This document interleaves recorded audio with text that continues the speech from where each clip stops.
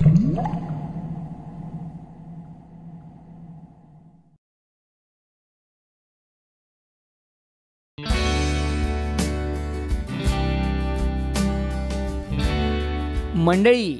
चतुरराव आणि चतुराचा तुम्हाला नमस्कार.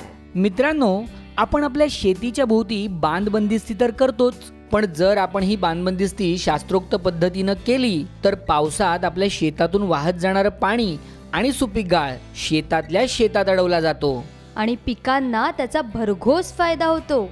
या शास्त्रोक्त पद्धतीनं केलेल्या बांधबंदिस्तीलाच कंपार्टमेंट बंडिंग असं म्हणतात आणि त्यातून तयार झालेल्या बांधाला कंपार्टमेंट बांध असं म्हणतात. मित्रांनो, कंपार्टमेंट बांध हा पूर्ण झाल्यावर साधारण असा दिसतो. या कंपार्टमेंट बांधामुळे उत्तम मृद व जलसंधारण होऊन जमिनीतील पाण्याची पातळी सुद्धा वाढते. तर आज आम्ही तुम्हाला सांगणार आहोत हे कंपार्टमेंट बंडिंग कसं करतात. पण त्यापूर्वी कंपार्टमेंट बंडिंगच्या बाबतीत काही गोष्टी जाणून घेऊ. 1. सरासरी वार्षिक पर्जन्यमान 750 मिलीमीटर पर्यंत असलेल्या 0 ते 4% उताराच्या वहितीखालील जमिनीवर कंपार्टमेंट बंडिंग करता येतं. 2. यापूर्वी बांधबंदिस्ती न झालेल्या व झालेल्या अशा दोन्ही क्षेत्रांवर हा उपचार राबवता येतो. तर आज आपण कंपार्टमेंट बंडिंग तयार करण्याची प्रक्रिया समजून घेणार आहोत. पण ही प्रक्रिया समजण्यासाठी मी काही गोष्टी सांगतो, त्या प्रथम समजून घ्या. समजा हा आरेखित केलेला भाग म्हणजे आपलं शेत आहे आणि ही बाणांची दिशा म्हणजे उताराची दिशा आहे. मग आपला मुख्य बाण कुठे येईल? तर उताराला आडवी ही जी खालची बांधबंदिस्ती आहे त्यावर आपला मुख्य बाण येईल आणि उजव्या बांधबंदिस्तीवर उजवा बाजूबांध आणि डाव्या बांधबंदिस्तीवर डावा बाजूबांध येईल. हे बाजूबांध संपूर्ण कडेच्या बाजूंवर न घालता ते एका विशिष्ट अंतरापर्यंतच घातले जातात. आणि हे बांध बनवण्यासाठी जी माती लागते ती शेताच्या आतल्या बाजूला एक चर खणून त्यातून मिळवली जाते. मित्रांनो, बऱ्याचदा शेतकरी आपल्या शेताच्या चारी बाजूंवर हे बांध बनवतात, पण त्याचा काहीही उपयोग होत नाही. उलट पैसाही वाया जातो आणि मेहनतही. त्यामुळे शेताच्या चारही बाजूंवर हे बांध बनवू नका. पुढे सांगितलेल्या पद्धतीनेच या बांधांची रचना करा. चला, आता आपले कृषी अधिकारी मित्र DL मोहिते सर आणि आपले काही शेतकरी बांधव हे कंपार्टमेंट बंडिंग शेतावरती प्रत्यक्ष तयार करतायत. तिथे जाऊया आणि ही प्रक्रिया टप्प्याटप्प्यानं नीट समजून घेऊया. मित्रांनो, हे ते शेत आहे जिथे मोहिते सर आपल्या शेतकरी बांधवांच्या मदतीने कंपार्टमेंट बांध बनवणार आहेत. तर पहिल्यांदा या शेताच्या बाबतीत काही गोष्टी समजून घेऊ. या ज्या रेषा तुम्हाला दिसत आहेत त्या या शेताच्या सीमारेषा आहेत आणि त्यांच्यावर अगोदरच केलेली जुनी बांधबंदिस्ती अस्तित्वात आहे. म्हणून या जुन्या बांधबंदिस्तीवरच आपण नवीन बांध बांधणार आहोत, जेणेकरून आपल्या जुन्या बांधाची मजबूती वाढेल आणि आपल्याला बांध बांधण्यासाठी मातीही जरा कमी लागेल. याचबरोबर आपल्याला कंपार्टमेंट बांध बांधण्याची संपूर्ण प्रक्रियाही कळेल. लक्षात आलं? आता ही बाणाची दिशा म्हणजे उताराची दिशा आहे. त्यामुळे या शेतावर बनवला जाणारा मुख्य कंपार्टमेंट बांध हा इथे येईल आणि बाजूबांध शेताच्या या आणि या बाजूवर येतील. मित्रांनो, हा बांध बनवण्यासाठी आपल्याला हायड्रोमार्करच्या सहाय्याने विशिष्ट उभ्या अंतरावरचे बिंदू मिळवावे लागतात. आणि हे कसे मिळवतात हे तुम्हाला हायड्रोमार्करच्या सहाय्याने जमिनीचा उतार मोजणं ही फिल्म बघून कळेल, म्हणून ती नक्की पहा. चला, आता प्रत्यक्ष प्रक्रियेला सुरुवात करूया. सर्वप्रथम आपला मुख्य बांध ज्या बांधबंदिस्तीवर येणार आहे तिच्यावर लक्ष द्या. या बांधबंदिस्तीच्या आतल्या बाजूच्या सर्वात डावीकडच्या टोकावर बिंदू मार्क करा, बिंदू A, आणि सर्वात उजवीकडच्या टोकावर बिंदू मार्क करा, बिंदू B. आता आपल्या शेताच्या डाव्या आणि उजव्या बाजूवर जी जुनी बांधबंदिस्ती आहे तिच्या आतील बाजूवर आपल्याला हायड्रोमार्करचा वापर करून विशिष्ट उभ्या अंतरावर काही बिंदू मिळवायचे. ते कसे बघा. बिंदू B पासून वरच्या दिशेने जात हायड्रोमार्करच्या सहाय्याने 30 सेंटीमीटर उभ्या अंतरावर B1 हा पहिला बिंदू मार्क करा.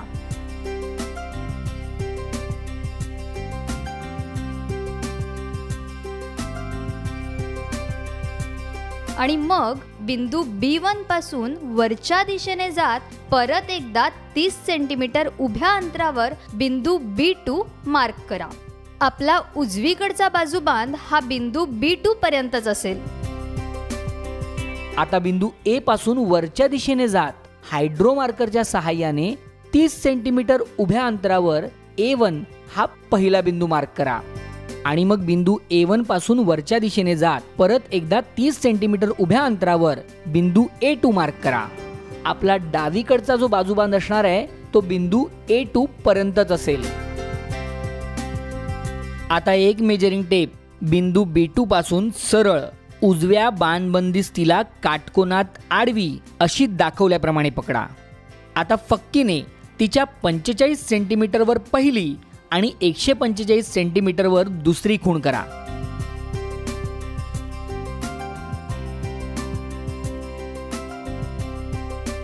मग उजव्या बाणबंदिस्तीवर, मुख्य बाणबंदिस्तीवर, डाव्या बाणबंदिस्तीवर म्हणजे B2 ने सुरुवात करत A2 पर्यंत ही प्रक्रिया थोड्या थोड्या अंतरावर करून अशी फक्कींच्या खुणांची शृंखला मिळवा.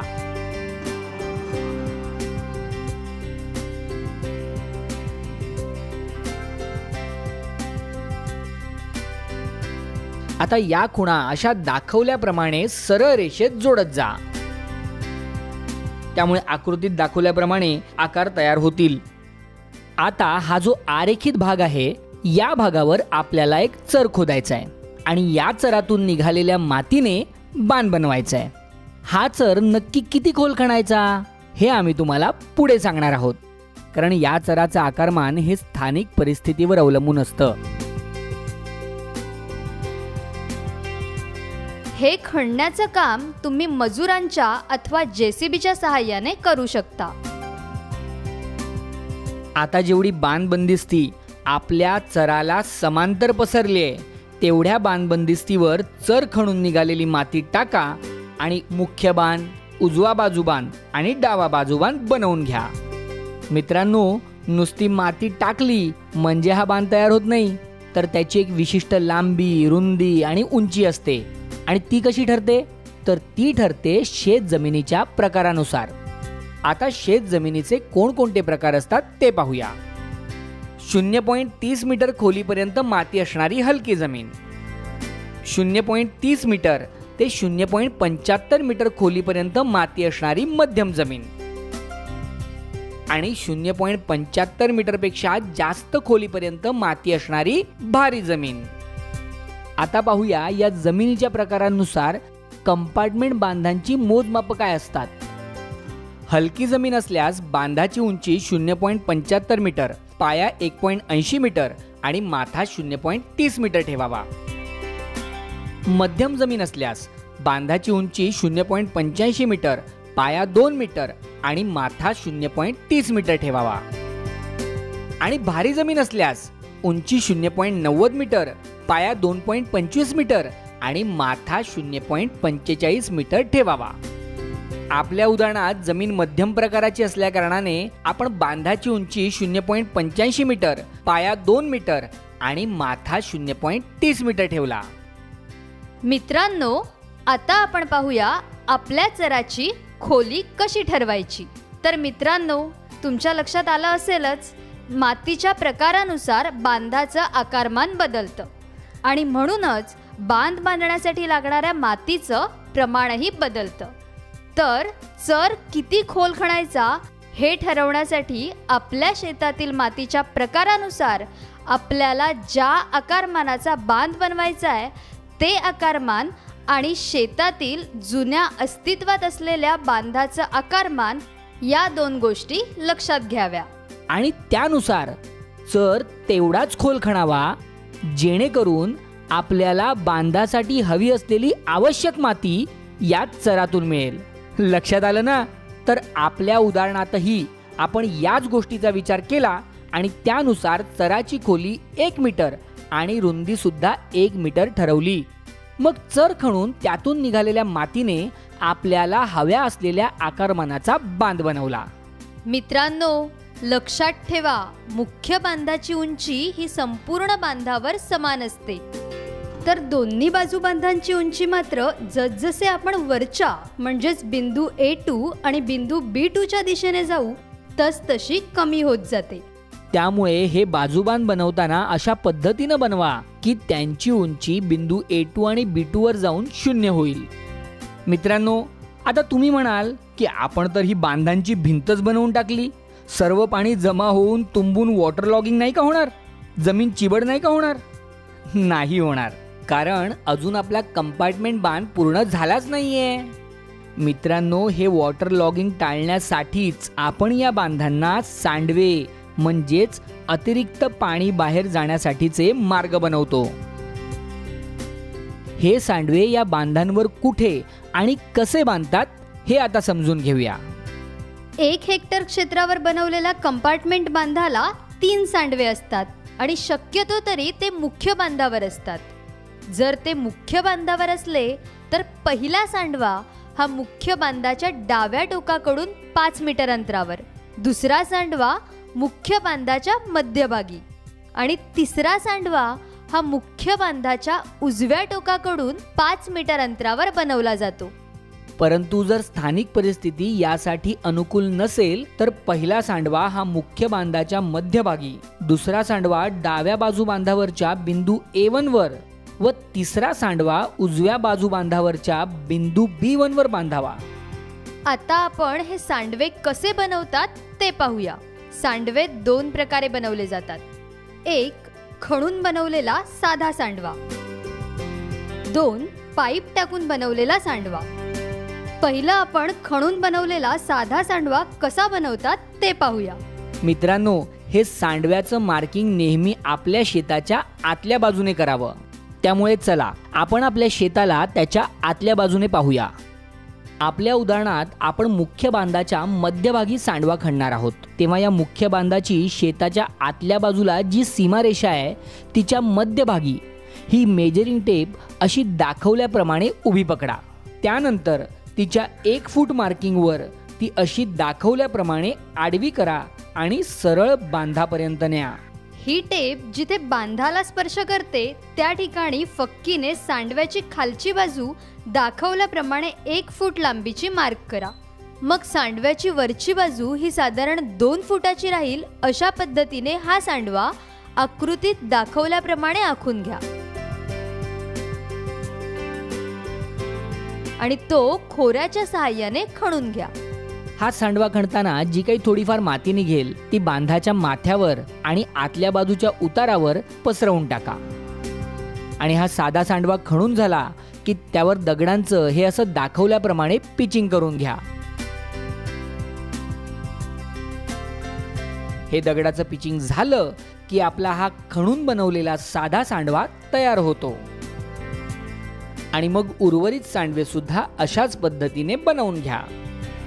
पण जर मगाशी सांगितल्याप्रमाणे स्थानिक परिस्थितीनुसार तुम्ही बाजू बांधांवर बिंदू A1 व बिंदू B1 वर सांडवा बनवत असाल तर मात्र हा सांडवा जमीन पातळीवरच बनवावा आणि मग त्यावर मगाशी सांगितल्याप्रमाणे दगडांचं पिचिंग करावं. चला आता सांडव्याचा दुसरा प्रकार शिकूया, पाईप टाकून बनवलेला सांडवा.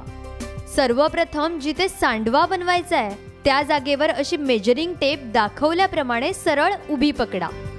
या मेजरिंग टेपच्या 1 फूट मार्किंगवर ती अशी दाखवल्याप्रमाणे आडवी करा आणि सरळ बांधापर्यंत न्या. ही टेप जिथे बांधाला स्पर्श करते त्या ठिकाणी फक्कीने दाखवल्याप्रमाणे 7 इंचाची आडवी रेषा मार्क करा आणि या रेषेपासून वरच्या बाजूला माथ्यापर्यंत सरळ खणत जा. मित्रांनो, हा पाईप असलेला सांडवा खणताना जी माती निघेल ती मात्र शेताच्या आतल्या बाजूला टाका, कारण या मातीचा आपल्याला नंतर वापर करायचा आहे. मग या खणलेल्या ठिकाणी 6 इंच व्यासाचा आणि 2 मीटर लांबीचा पाईप हा असा दाखवल्याप्रमाणे बसवा. त्यानंतर खणून निघालेल्या मातीने उरलेला भाग बुजवून टाकला की आपला पाईप टाकून बनवलेला सांडवा तयार होतो. आणि मग उर्वरित सांडवे सुद्धा अशाच पद्धतीने बनवून घ्या. मित्रांनो, इथे लक्षात घेण्यासारख्या 2 महत्त्वाच्या गोष्टी आहेत. 1. हा पाईप सांडवा जर स्थानिक परिस्थितीनुसार तुम्हाला बाजू बांधांवर बिंदू A1 व बिंदू B1 वर बनवावा लागला तर हा सांडवा अगदी जमीन पातळीवर बनवावा. 2. हा पाईप टाकताना तो शेताच्या आतल्या बाजूला कमी आणि शेताच्या बाहेरच्या बाजूला जास्त राहील अशा पद्धतीने टाकावा, जेणेकरून शेतातील अतिरिक्त पाणी हे पाईपाद्वारे जेव्हा शेताच्या बाहेर जाईल तेव्हा ते बांधावर न पडता पूर्णपणे बाहेरच्या दिशेने पडेल. कारण जर हे बांधावर पडलं तर बांधाची माती खचून बांध तुटू शकतो. एकदा का हे सांडवे तयार झाले की कंपार्टमेंट बंडिंगची प्रक्रिया पूर्ण झाली. थांबा चतुरराव, बांधासाठी जो चर खणलाय त्याचं काय करायचं ते नाही सांगितलं. अरे हो, विसरलोच की. काळजी करू नका. तो चर पहिल्या नांगरणीनंतर अर्धा अधिक बुजून जातो आणि त्यानंतर उर्वरित रिकामा राहिलेला चर हा पावसाच्या पाण्याबरोबर वाहून येणाऱ्या गाळाने हळूहळू पूर्ण बुजून जातो. आणखी एक महत्त्वाची गोष्ट मित्रांनो, शेताचा उतार एकतर्फी असल्यास कंपार्टमेंट बंडिंग कसं करायचं हे आपण पाहिलं. पण जर शेताला दुतर्फा उतार असेल आणि पाणी शेताच्या एका कोपऱ्यातून वाहून जात असेल तर सर्वप्रथम कंपार्टमेंट बंडिंग ऐवजी कंटूर बंडिंग हा उपचार योजण्यास प्राधान्य द्यावं. परंतु जर तुम्हाला कंपार्टमेंट बंडिंगच करायचं असेल तर अशा परिस्थितीत आकृतीत दाखवल्याप्रमाणे शेताच्या ज्या कोपऱ्यातून पाणी वाहून जात असेल त्या कोपऱ्यापासून असे एल आकाराचे कंपार्टमेंट बांध बनवावेत. हे एल आकारात बांध बांधायची प्रक्रिया ही बाजू बांध बांधण्याच्या प्रक्रियेसारखीच असेल. बरं, चला आता कंपार्टमेंट बंडिंगच्या बाबतीत काही महत्त्वाचे मुद्दे लक्षात ठेवा. 1. अस्तित्वात असलेला जुना बांध जर अर्धा मीटर उंचीचा असेल तर नवीन बांधासाठीचा जो चर आहे तो 1 मीटर ऐवजी अर्धा मीटर खोल खणला तरी चालेल. 2. 1 हेक्टर क्षेत्रावर कंपार्टमेंट बंडिंग करताना कमीत कमी 3 सांडवे खणले जातात. पण त्यापेक्षा जास्त क्षेत्रावर जर कंपार्टमेंट बंडिंग केलं तर त्या प्रमाणात सांडव्यांची संख्याही वाढते. 3. एका पट्ट्यात शेती असणाऱ्या सर्व शेतकऱ्यांनी एकत्रितपणे कंपार्टमेंट बंडिंग केलं तर सर्वांना त्याचा उत्तम फायदा होतो. कारण एकाच वेळी केलेल्या कंपार्टमेंट बंडिंगमुळे त्या संपूर्ण परिसरातील पाण्याची पातळी लक्षणीयरित्या वाढण्यास मदत होते. 4. कंपार्टमेंट बंडिंग करताना बांधावर पाणी मारण्याची किंवा दबाई करण्याची गरज नाही. 5. कंपार्टमेंट बंडिंगचे सांडवे हे पाईप असलेले खणायचे की पाईप नसलेले साधे खणायचे हा निर्णय तुम्ही स्थानिक परिस्थितीनुसार घेऊ शकता. 6. पहिला पाऊस झाला की आपण स्वतःहून बांधावर स्थानिक उपयुक्त गवत लावलं पाहिजे. त्यांच्या मुळांमुळे बांधाला मजबूती मिळेल. 7. शेतजमिनीला वेगवेगळ्या दिशांना उतार असल्यास कंपार्टमेंट बंडिंग ऐवजी कंटूर बांध बांधण्यास प्राधान्य द्यावं. 8. जर तुमची शेतजमीन ही सलग 2 एकरपेक्षा जास्त असेल आणि मध्ये कुठेही बांध बंदिस्ती नसेल तर कंपार्टमेंट बांधासोबतच कंटूर बांध हा उपचार सुद्धा करा. त्यामुळे तुम्हाला अधिक फायदा होईल. मित्रांनो, आपण सर्वांनी एकत्र येऊन सांगितलेल्या शास्त्रोक्त पद्धतीनं कंपार्टमेंट बंडिंग केलं तर पुढील प्रमाणे फायदे होतात. 1. आपल्या शेतातील सुपीक माती पावसाच्या पाण्याबरोबर वाहून जाण्याला अटकाव होतो. 2.